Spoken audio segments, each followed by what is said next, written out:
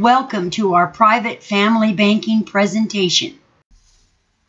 Hello and welcome to our presentation. I'm Sandy Henderson, a Chartered Retirement Plan Specialist. This is an educational program for you on how to build wealth through private family banking. Take a look. How to build wealth and keep it. I like to say how to build wealth and keep it, like the Rothschilds. I don't know if you've thought about it or not, but wealth is not measured by how much you make, but by how much a person keeps. That's important because we can make a lot or a little money, but if we don't get to keep it, we're not going to get wealthy. I think this point is well illustrated with the lives of two individuals, Cornelius Vanderbilt and Mayer Rothschild. Let me tell you their stories. Vanderbilt, at the time he died in 1877, was worth a whopping, at that time, $105 million. You can think of the fortune of Bill Gates today, and that was what Vanderbilt built in his lifetime. He left $1 million to Central University, which promptly renamed itself as Vanderbilt University, and he left the balance of $104 million divvied up between his heirs.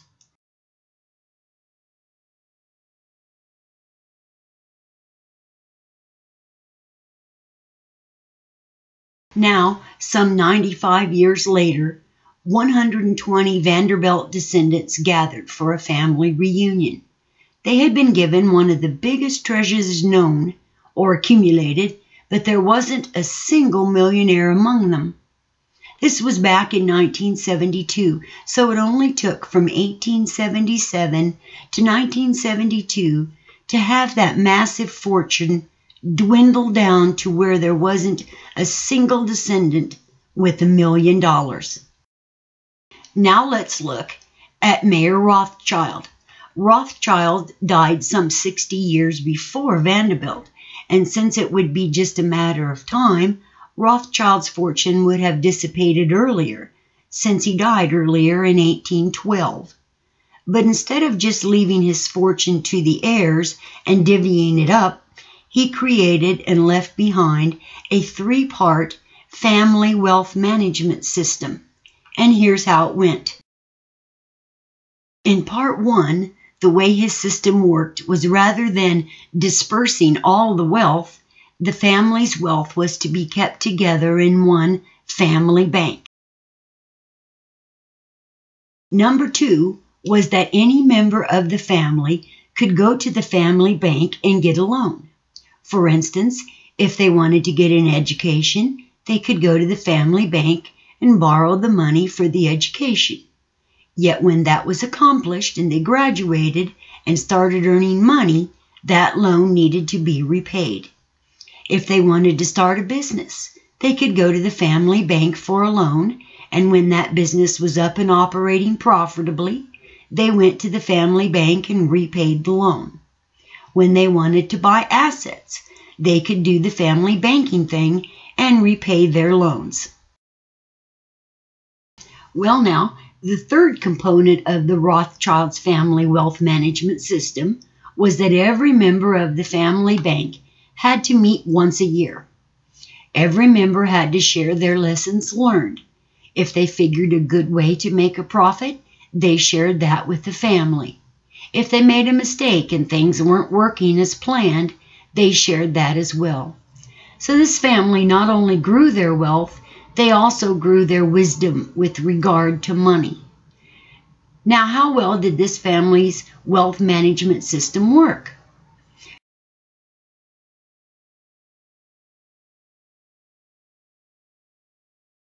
It's estimated that the Rothschilds' fortune today is worth between $1 and $100 trillion. Now, that's a staggering amount of money. Yet, as it's private and spread out across the globe, it's difficult to estimate, yet it still seems to be working. So now what can we do about that? None of us have that kind of money that he left behind. Well, the truth of the matter is that the average American makes over $1 million over their lifetime, but they just don't get to keep it. How does that work? Let's just take, for example, a person making $50,000 a year. If they could save it all and keep that money earning at just 5% a year, in 40 years, they'd have over $6 million. Since people are visual, I'm going to have Rocky show us what that looks like in a graph. As you can see from this graph, I've put in an annual income of $50,000, and I don't show any taxes or anything else being taken out of it. I understand that that's unrealistic, but let me just show you what would happen if a person could take all $50,000 that they earn in a year and save it and grow it at just this modest interest rate of 5%. In 40 years, it would be worth over $6 million. Now, what's reality? Well, the reality is for any family that's making about $50,000 a year, about 28% of those dollars are going towards taxes. I'm not talking about their federal income tax bracket. I'm talking about every dollar that's taken out of that $50,000 that's related to income, Social Security, federal taxes, state taxes, and local taxes. Now, when I plug in that number of 28%, it drops my take-home amount from $50,000 to $36,000, and we see on this graph what happens is this money that was building up above the line in the green is now below the line in red. It's money that goes away from this family, never to be recaptured. So I just have graphed out here what could have been and then what is the most that could really be given taxes. But it's still over $4 million in 40 years. That's not bad. This is somebody who graduates from college at 22 or 25, and by the age of 62 or 65, they've got over $4 million. That would be fantastic. Well, that's leaving out another important component that this person is dealing with, and that's their lifestyle spending. People aren't saving 100% of their after-tax income. Let's give this family a 90% spending ratio of their after-tax dollars, and they're still doing well by saving 10%, but now all of a sudden our fantastic graph of this wealth accumulation has dropped down from $6 million, what could have been maybe $4 million, to this number here that, gosh, it seems like such a long haul that it's almost demotivating. What we see below the line in red is all the things that all the money that went away from this family. Well, that's the reality. What can people do to get ahead?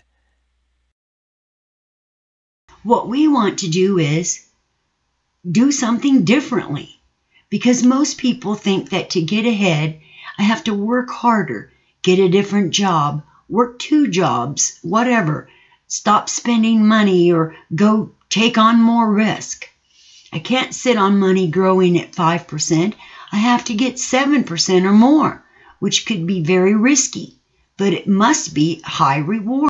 Yet the thing about it is, if I put my money in a high-risk environment for 40 years, what's the chances that I'll be hit with some losses in that 40 years' time? It's almost inevitable that there will be losses. Yet this has all been traditional thinking. We want to show you that you can do exactly what you're doing, but just change the way you're doing it and get ahead. First of all, let me confront the 3 ways of viewing money. I can view money as a spender, I can view money as an investor, or I can view money as a banker. First, let me tell you the first 2 things on the list I have done. I've worked my life as a spender and an investor, and was quite disconnected working as a banker until I started viewing money as private family banking. First, there is the spender. I can view money as a way to buy stuff. I get an extra $1,000 and I know exactly what I'm going to spend it on. That's what a spender thinks. The fact of the matter is, when a spender wants to make a purchase, Every purchase cost him interest. How does that work? Well, if I borrow money to make the purchase, I have to pay interest to the person I borrowed the money from. Yet if I save up money to make the purchase, does it cost me money? Yep, because I'll give up all the money that I would have continued to earn interest on, draining all the cash from the future. It seems like there's no way of doing this. Whenever I have thought like a spender, I've either paid interest or given up interest, and there was never any buildup. Continuing on, let's look at how we spend money on cars. There are 3 ways to buy a car: borrow the cash, pay cash, or use the private family banking method. This should show you how staggeringly better it is to use the banking method. Since you're so good at the graphs, Rocky, please show us how the buying cars graph works. Well, with this graph, this calculator really, we start out looking at how we buy cars. Let's say that we purchase a car for $30,000 and we buy a car like this every 5 years. After we've purchased 11 cars, let's say we're not even being charged an interest rate. Let's say we're a cash buyer. 11 car purchases at $30,000 costs us $330,000. That only makes sense that it's money spent. Cars are a depreciating asset. Now what I'm going to show here is what happens if I'm paying interest on those car purchases. So I'm the borrower now. Instead of paying $330,000, I pay $378,203 for my cars. So there was $48,203 that I spent over my lifetime on interest. Now one might say, gee whiz, that's plenty of money, but it isn't a big pile of money. It isn't enough money to retire on $48,000. Anyone could wish that they had it. So, I grew up, my dad telling me to be a cash buyer. Save your money, don't pay interest to somebody else. But here's what I didn't learn.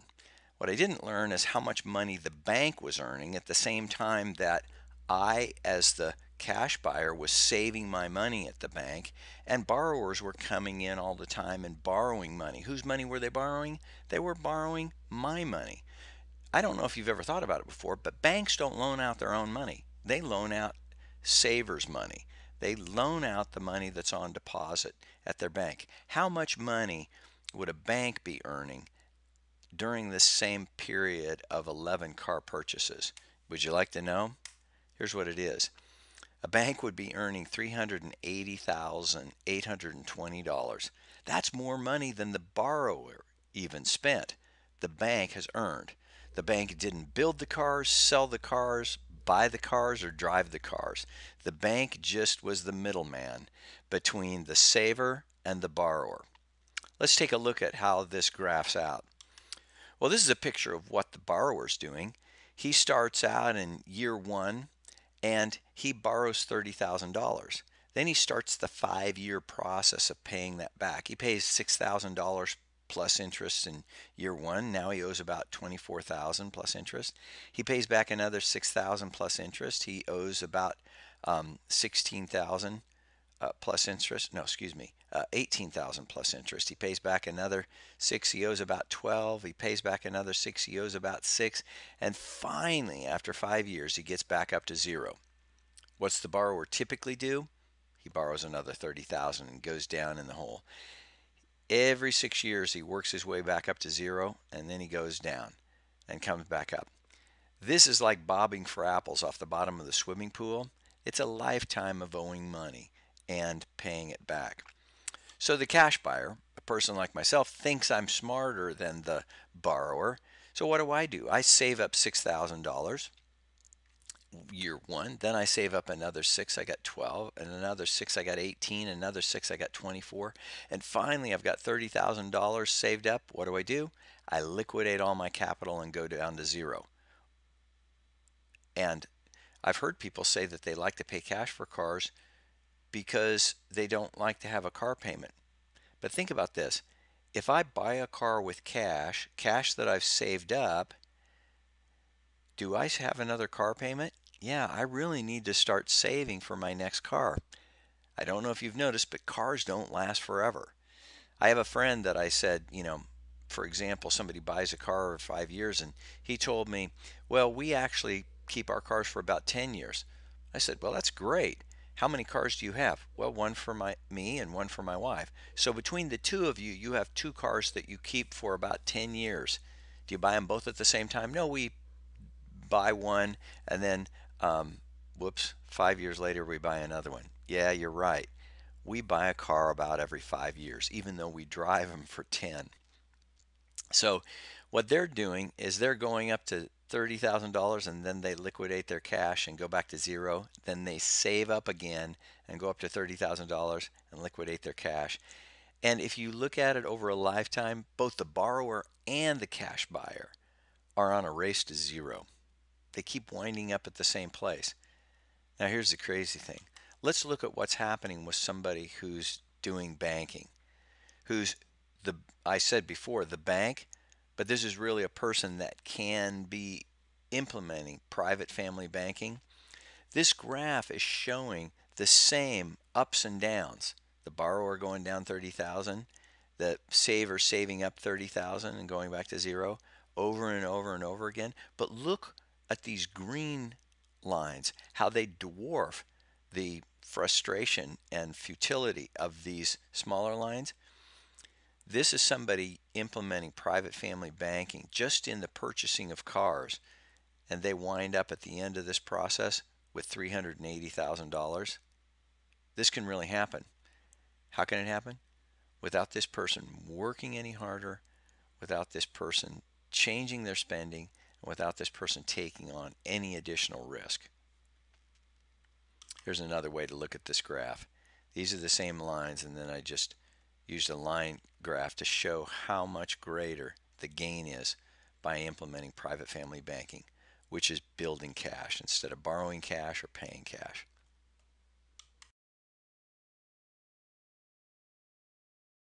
Now, we're told if we want to get ahead, if we want to build up wealth, we have to take our money and invest it.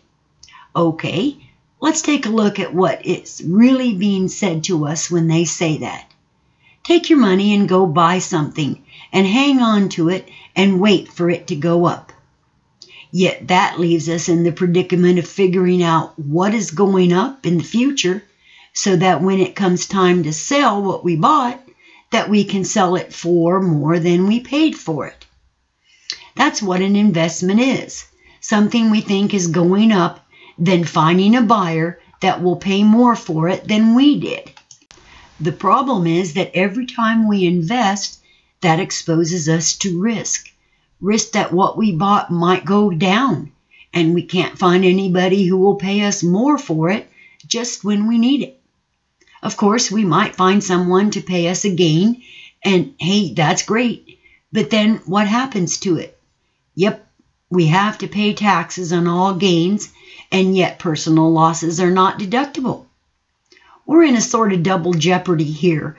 We might lose money, but if we gain, we'll lose some to the tax cost. Let's take a look more at the investment risk game. If I have $100,000 that I invest and it goes up 10% in the first year, I have $110,000, right? But if it goes down 10% in the second year, I should be even, right? Am I back where I started? No. 10% equals $11,000, and that's leaving me only $99,000. I'm in the hole now. We've seen investments go down 50% in a flash, meaning to make that up, the gain has to be 100%. And how often have you seen that? And of course, if I have 100% loss, I'm broke. It's never coming back. Then if I do have a gain, I said before, I cashed out my gain, I have to pay taxes on it. And now Rocky has a wonderful spreadsheet on business and taxes. Take a look. I built this calculator to demonstrate the incredibly negative impact of taxes on the accumulation of wealth. Now, I want to tell you before I go any further that we've got some good news of how to protect our growth from taxes, but here's the reality. Let's say that I had a very small investment in my own business, for instance, where I could take $1 and by working hard during the course of the year, I could turn that dollar into $2. That's 100% gain, right? So if I start with $1 and I get 100% gain, and if I could keep from paying any taxes on that gain, watch what happens over here in this spreadsheet that just goes out to 20 years.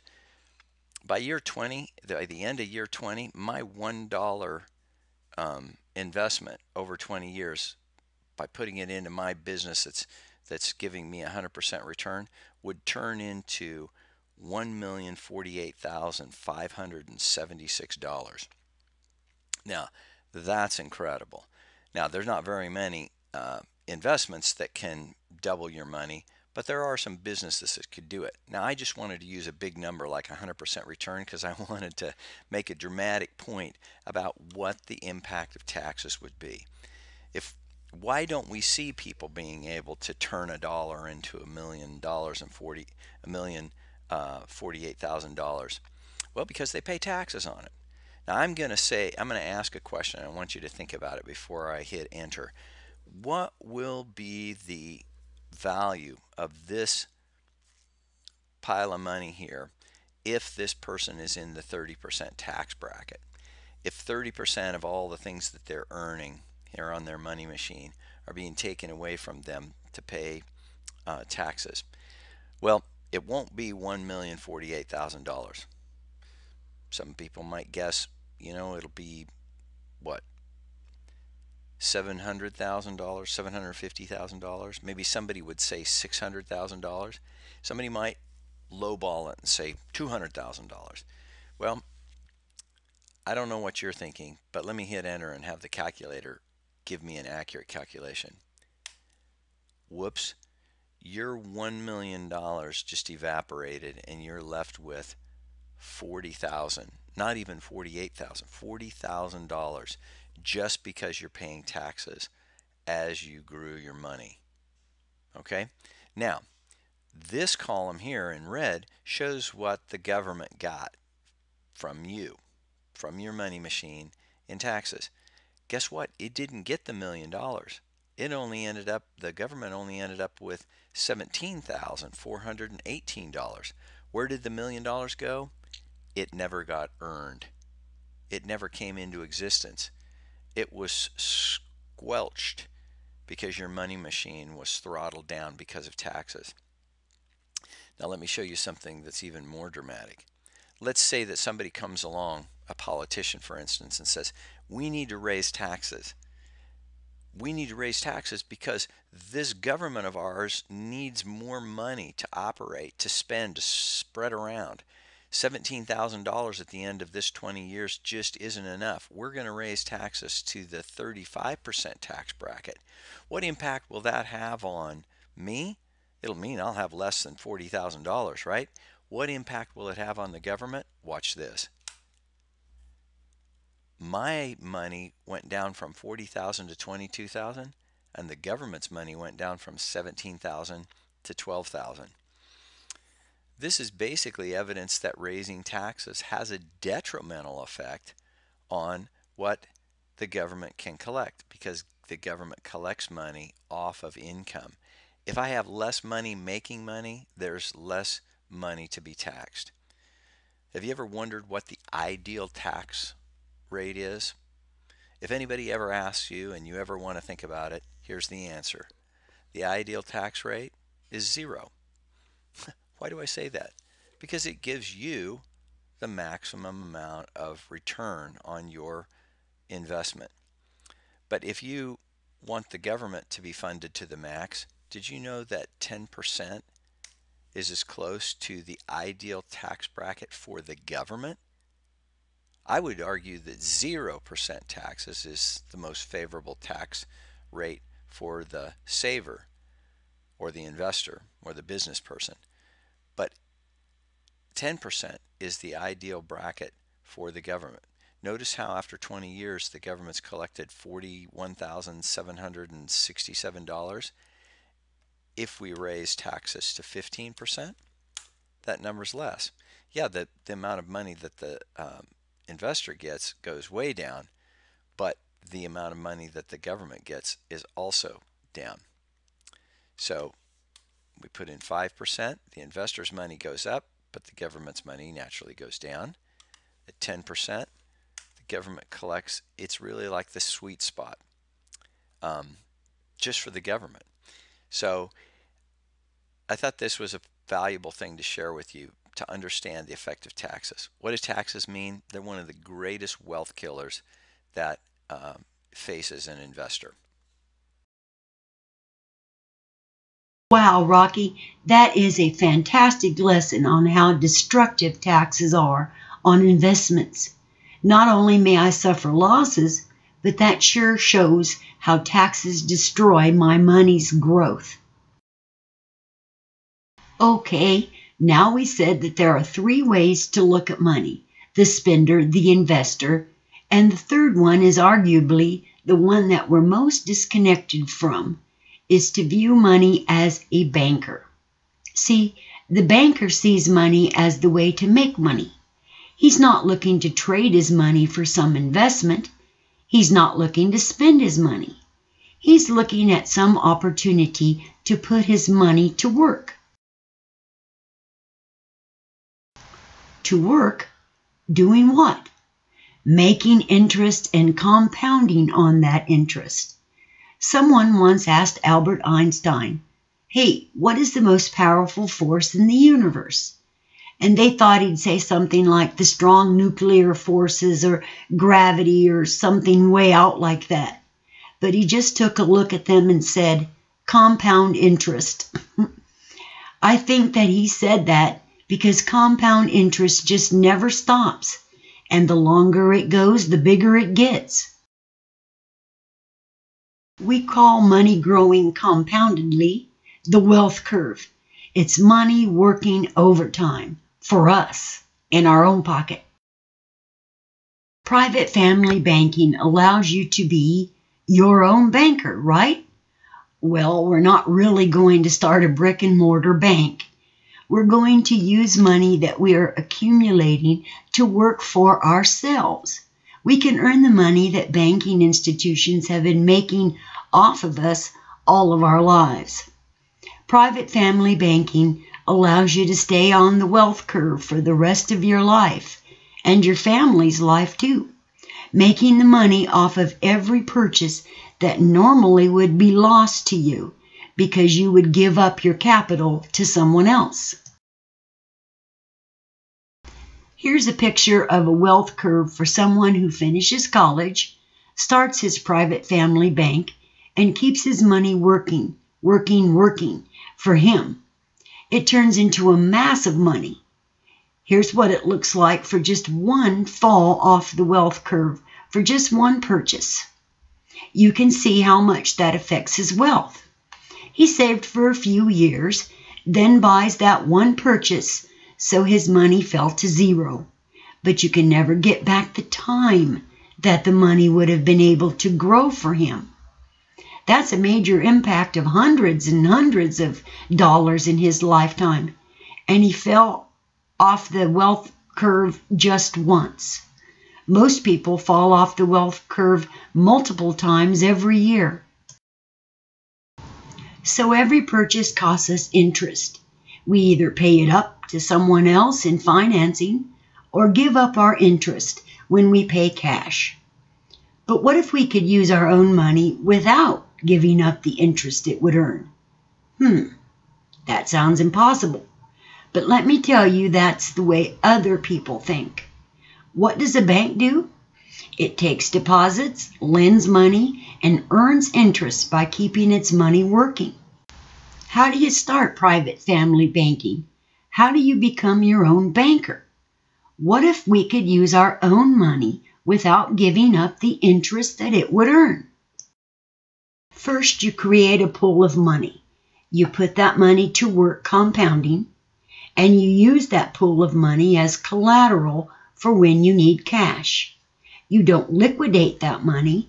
You use it as collateral for the cash that you need when you make a purchase.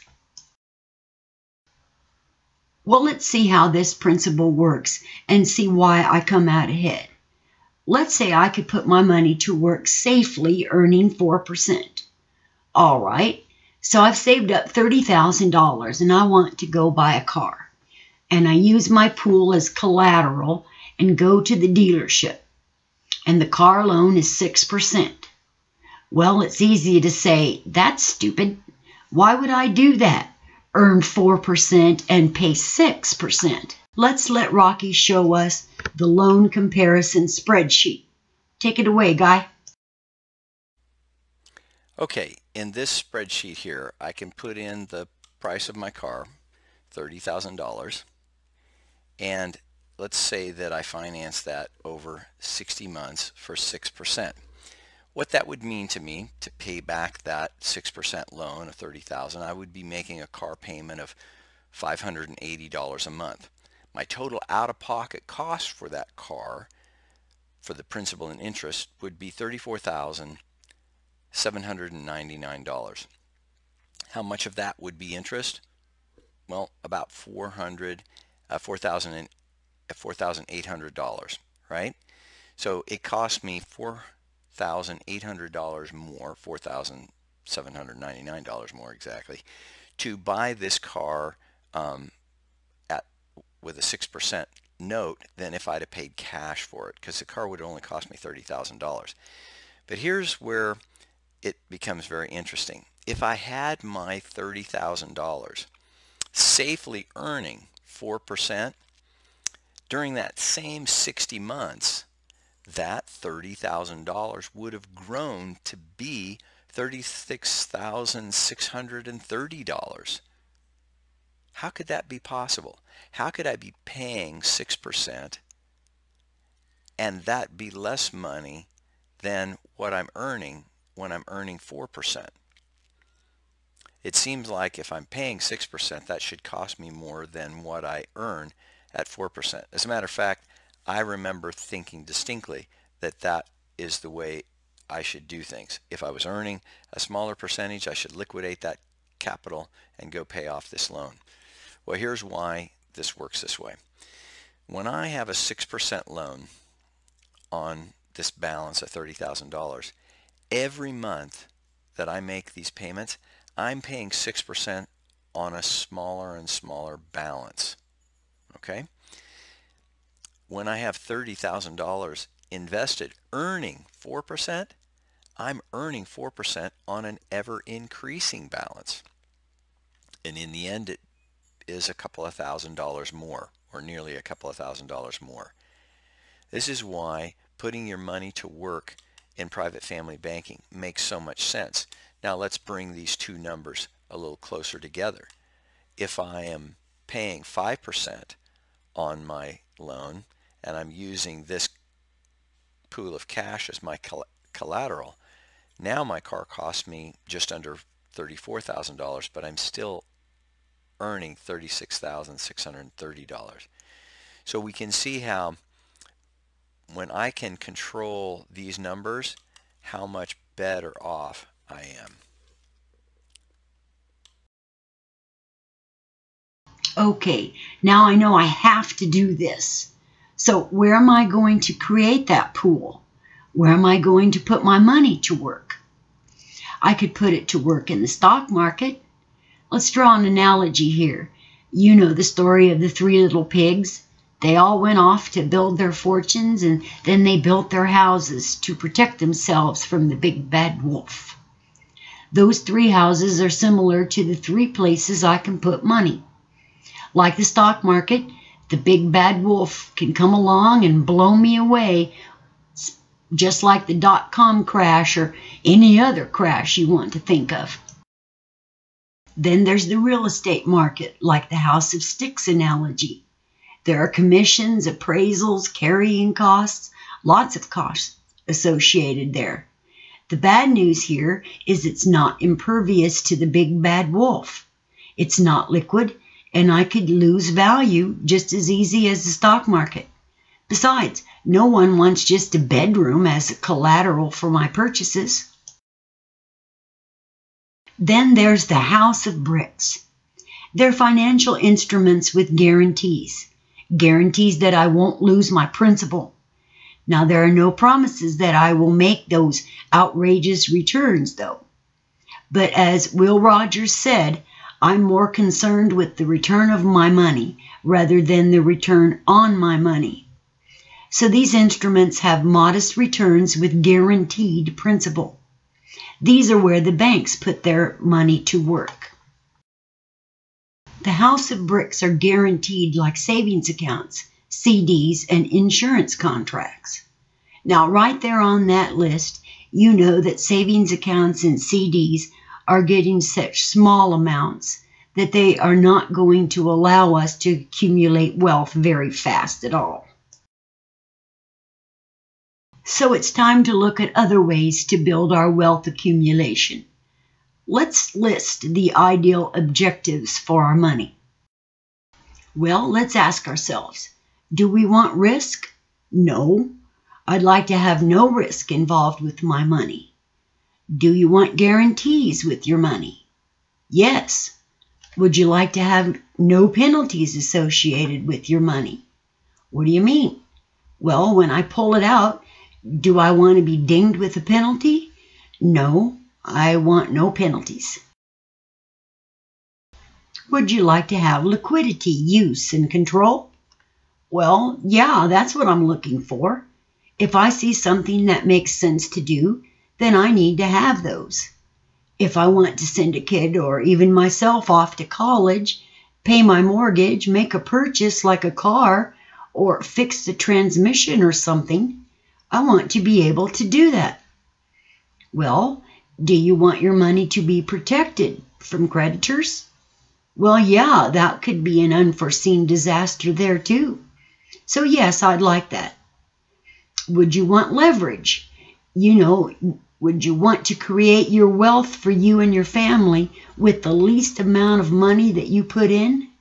Sure, I'd like that. Would you like to have your money tax deferred? Sure, you just went through how onerous taxes are on my wealth, so yes, I would like my money tax protected. Would you like to get at your wealth pool with tax-free distributions? Yeah, sure. How about collateral? Would you like to use your money as collateral for cash, so you'll have money to fund your lifestyle? You bet. How about tax-deductible payments? When you put your money in, do you want the payments to be tax-deductible? Now, before you answer, most people do say yes, so we'll come back to that one. How about a disability benefit? What about that?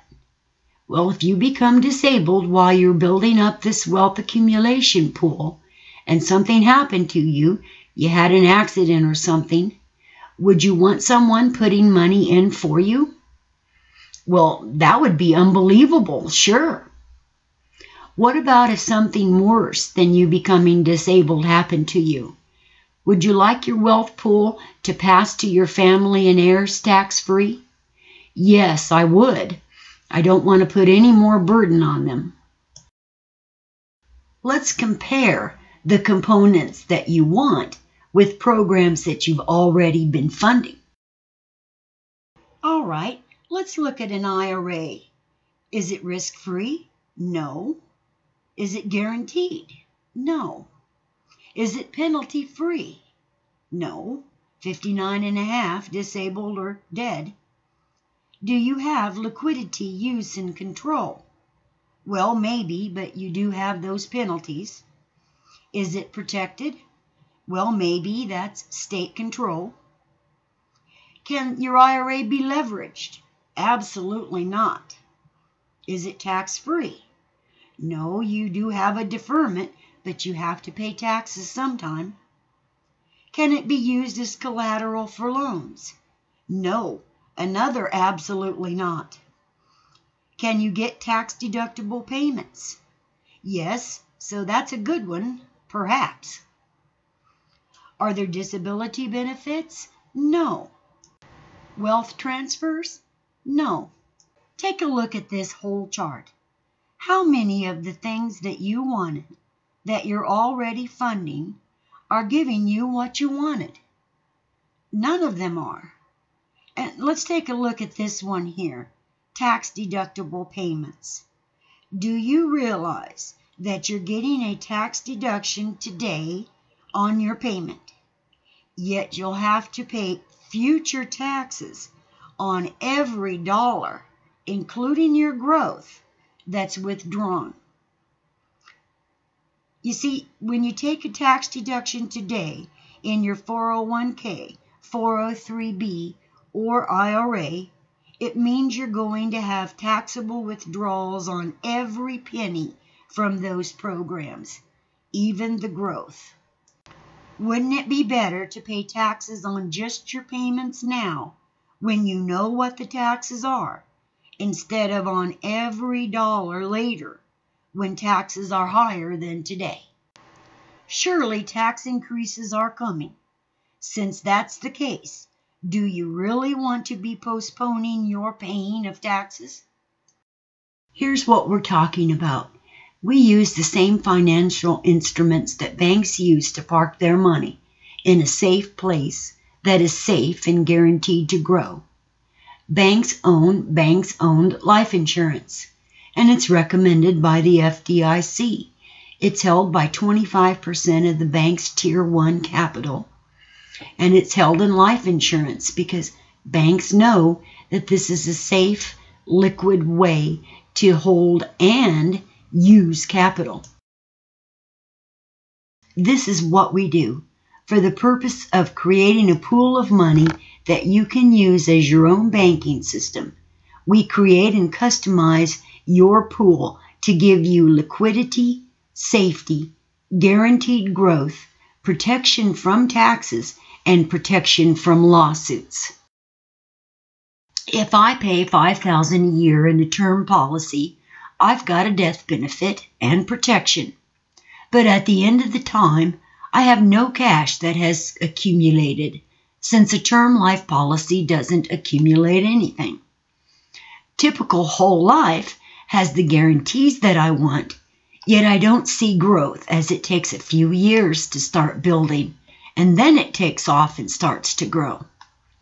In our optimized whole life, your pool of money grows about 40% faster because we're able to engineer that over the typical whole life policy. Our focus is to get that pool of capital in these first few years here to fund your lifestyle. Using this pool of money in your own banking system means that you can capture the interest you've been paying to someone else, and which was never ever seen again by you, your family, or your heirs down the line. The average American, I've said before, spends his money, about 90% of his after-tax dollars, on his lifestyle, and saving about 10% if he's lucky. Well, about 20% of his after-tax dollars is spent on cars, 30% on housing, and about 40% on living expenses. Well, look at how these dollars really stack up. Looking closely, you can see the interest stacking up on your cars, housing, and living expenses like food, clothing, entertainment, and education expenses. Here's just the interest portion of your dollars compared to what you're saving. Just the interest is totally dwarfing the saving portion. And all of that interest is going to someone else in the financing business. Totally gone from you. See how implementing your own banking system where you are the banker, making payments to your money pool changes your thinking about premiums going away in the traditional way to having your premiums growing into your money pool. From there, that money pool is available for you to fund your life, mortgage payments, and just like our examples here today, your cars and total lifestyle. You collateralize your pool to buy the car and pay it back. You finance your own vacations and even your mortgage. And while you're doing that, you're recapturing the interest that you've been throwing away for years. This is what it looks like on your graph if all of those stacks of interest were added to your savings. How different it looks now. That's saving about 44.5% of your after-tax income. What a great benefit! What's it look like in the long range? This graph shows what most people do, where the interest goes to someone else. You can see how negative this is. And here's one of the best graphics showing what it looks like in your private family bank. This is where the money is being accumulated on your side of the line to use for your benefit. The benefits of your private family bank? First of all, it functions as your life insurance, as that's the contract we use to get you these benefits. Remember, this is your house of bricks. If you do not get to a ripe old age, your plan is completed with the death benefit. And then, during your lifetime, you get your valuable tools to accumulate your capital, to pay for all those things, and have the tax-free growth and tax-free passability to your precious family and even charities. All tucked safely inside your house of bricks. Now in its 5th edition, I first read about the concept of private family banking from this book by Nelson Nash, who says, everyone should be in 2 businesses, what they do for a living and the banking business. Our firm says, teach this to your grand and great-grandchildren, as they're not learning this anywhere else. And you can do that just by calling us for this new book. It's $15 and most likely the best investment you'll ever make, besides your own private family bank, which we can do when you call us also. Thank you for your attention to this private family banking education. I want to invite you to a free conversation. Give yourself about an hour for a discussion on how you can implement your pool of money to get what you and your family need and want out of life. Your particular life circumstances are constantly changing, yet it's past time to have this great protection and great benefits, including all the tax perks in your family and your lifestyle. We work with multi-family generations. You just need to get started today. Our Wichita firm is Executive Planning Services at executiveplanningservices.info. Just put PFB Presentation in your email subject line. You can call and text us too at 316-347-5375. You and your family watching this presentation just may not be in Kansas, but you can call us anyway. We'll work it out so you and your family can have your own private family bank wherever you are. Call today. We'll look forward to it.